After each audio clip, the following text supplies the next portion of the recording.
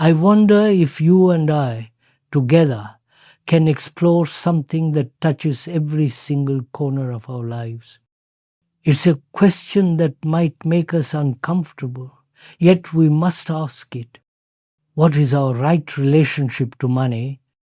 Now, it's very easy to be flippant, especially for someone who isn't consumed by the struggle. One could say, as a joke, that if you haven't any money, you have no relationship at all. But that's a dismissal, not an inquiry. We must be serious because this question, when we look at it deeply, unravels our entire psychological structure. So let us try together to understand this problem, which is just one of the many complex problems of our life and which requires an impersonal, objective, and sane examination. Why?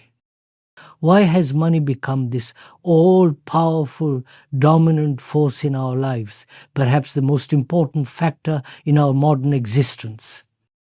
Is it, I wonder, because we have become fundamentally worldly?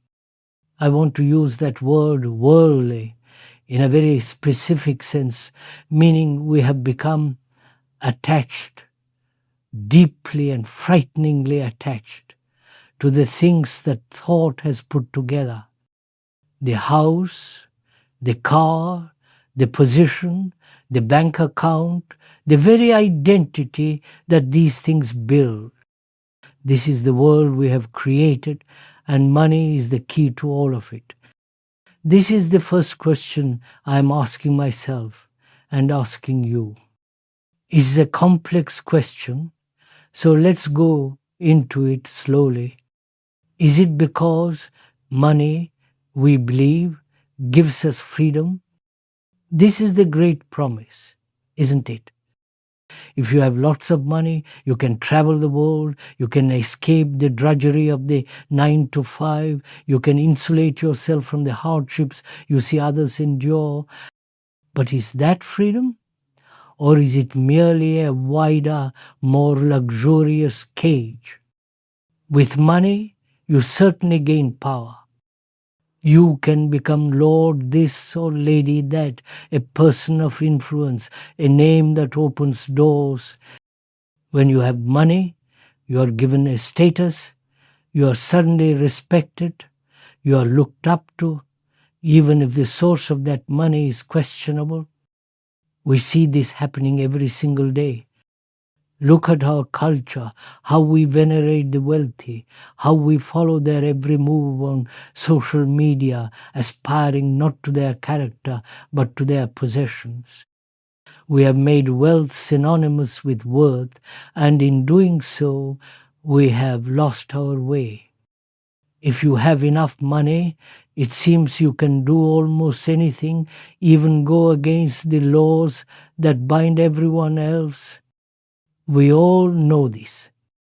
Money isn't supposed to be transferred illicitly from one country to another, but if you are wealthy enough, there is always a secret account, a loophole, a way to move great wealth while others are penalized for the smallest transgression.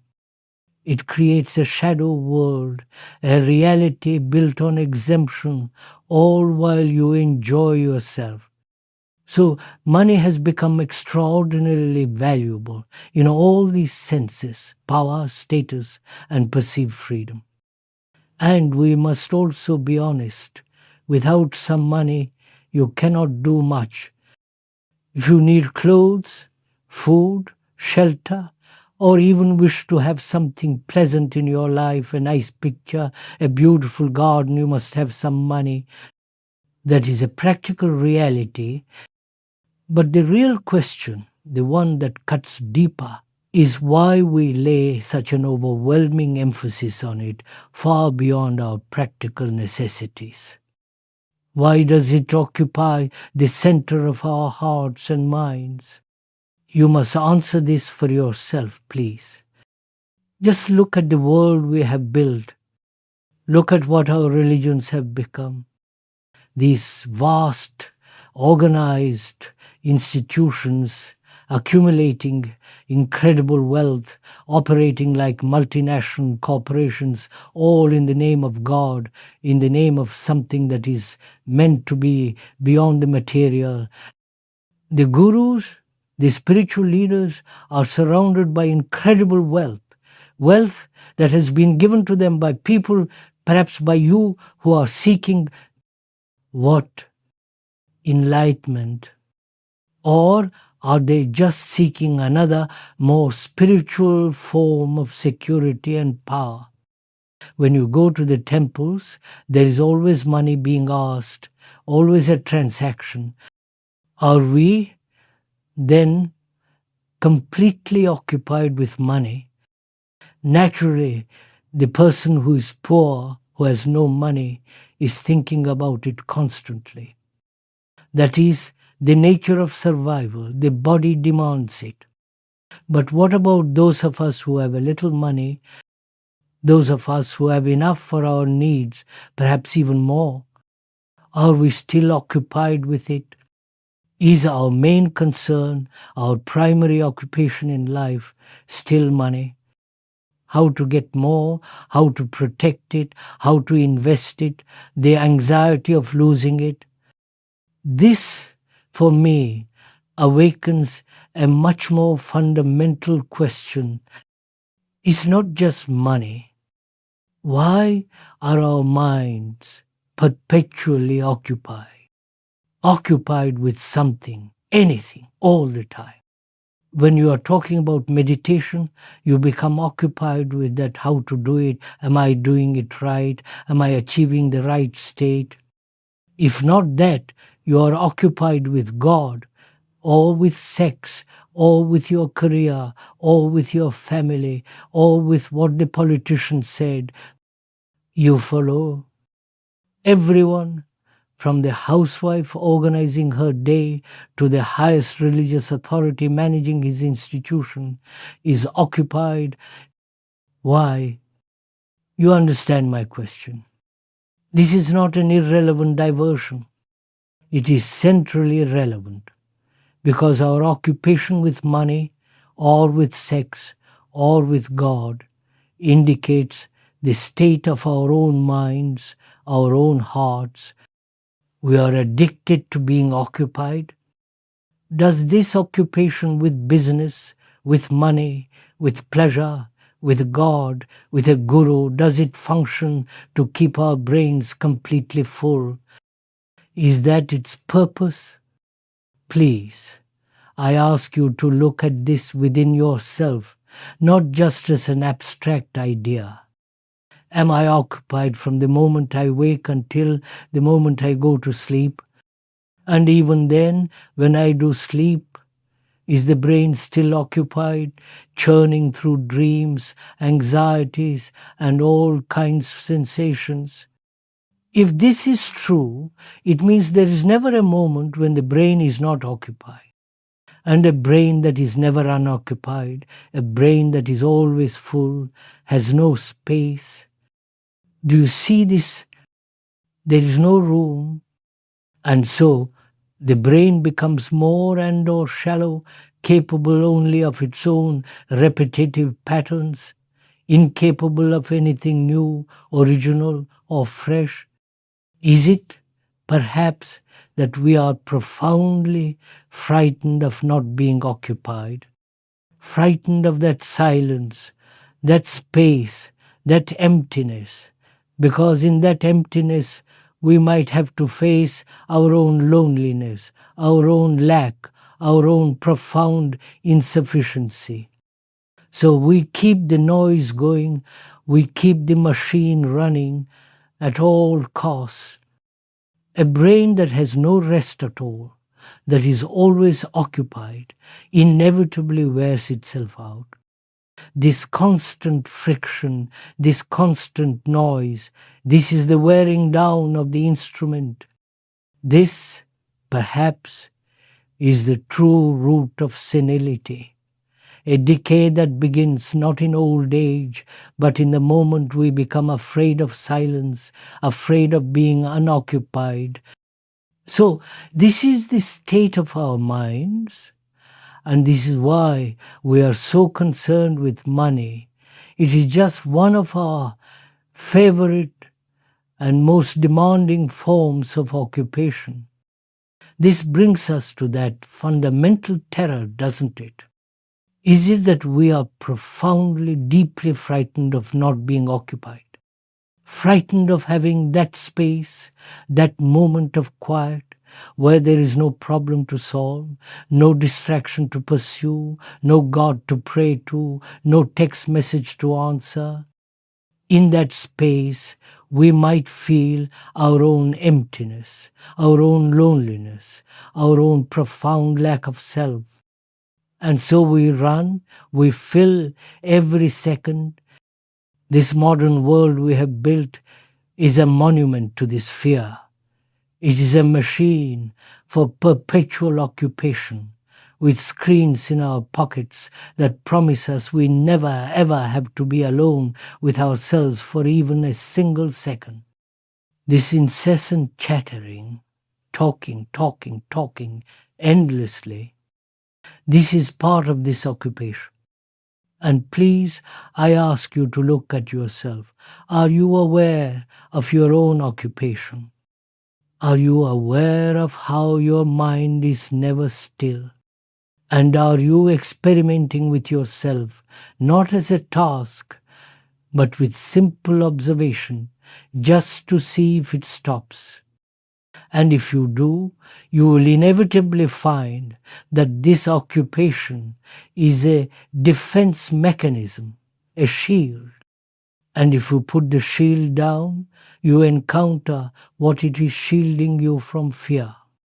And then, as we have talked about before, you must pursue that fear. You must follow it to its very root and end it, not run from it, not cover it up with a new occupation. What happens then to this brain which has space? A brain which has genuine quietness, not the enforced quiet of a method, but the natural quiet that comes when the noise of occupation ceases. And here I know the immediate question that arises in the mind, the question I'm sure you are asking. You are asking, how? How am I to do it?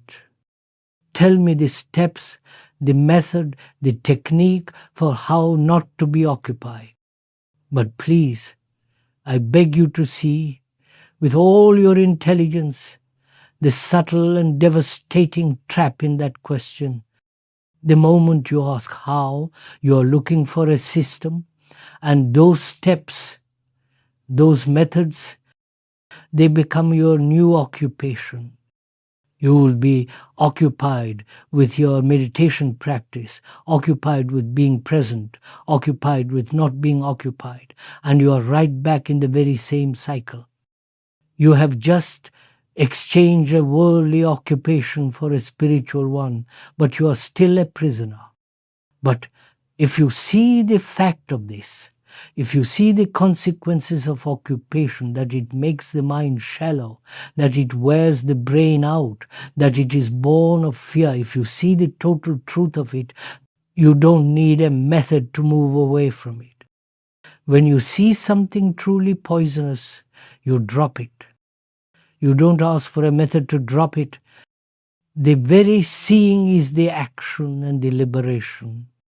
So, if one is occupied with money, we must ask why. If you are poor, the reason is natural. The body demands to be fed and sheltered. But even for the poor, to be occupied eternally from morning until night with this one thing, what does that do to the human being? And the man who is very rich is also terribly occupied, not with how to get, but with how to keep, how to increase, how to protect, how to not lose, the whole miserable business. The real question, the only question that matters in this is, can the mind, your mind, my mind, be free from all occupation? I am reminded of an incident, if I may repeat it, that happened some years ago. I was in the Himalayas, in a small cottage, far away from all the noise, the pollution, the endless chatter. And one day, a group of sannyasis, these are men who have renounced the world, in their ochre robes came rushing into the cottage in a state of great excitement. They knew the person who lived there, and they came to see me, to tell me something. They said, "We have just come from a man, a hermit, living far away in the hills, who is full of knowledge. We have just come from him, and we are filled with that knowledge. You..." So we sat down and we said, "What is this knowledge?" And we went into it, we inquired together. And at the end of it, we discovered something extraordinary. This solitary person, this man living alone in the mountains, was not solitary at all. He had carried all the world's knowledge up there with him. He had carried the books, the traditions, the scriptures, the arguments, the philosophies. His brain was full of that knowledge. And so he was never alone, never quiet. He was occupied, just as occupied as a man on the stock exchange. And a mind which is so occupied, so full of what it has learned, perhaps can never experience something that is totally original, new, untouched. It is only the mind that is free, the mind that is, and I must use this word carefully, empty, that can see what is new. I was talking with a scientist some days ago, and we were discussing this very thing. We were saying that this emptiness is extraordinarily important in life, not a vacuum, not a blank vagueness, or just daydreaming, but a mind that is truly not occupied, a mind that has space, a mind that is totally empty of its own recordings, its own past, its own fears and ambitions. We were saying that such a mind is full of energy. And the scientist immediately agreed. He said, where there is this emptiness, it is not empty in the way we think. That very emptiness is energy. It is the creative matrix. I am just telling you this, something to look at, to think about, to see perhaps for yourself that when the mind finally ceases its own self-generated noise, its own occupations, it is not dead. It is for the first time truly and astonishingly alive.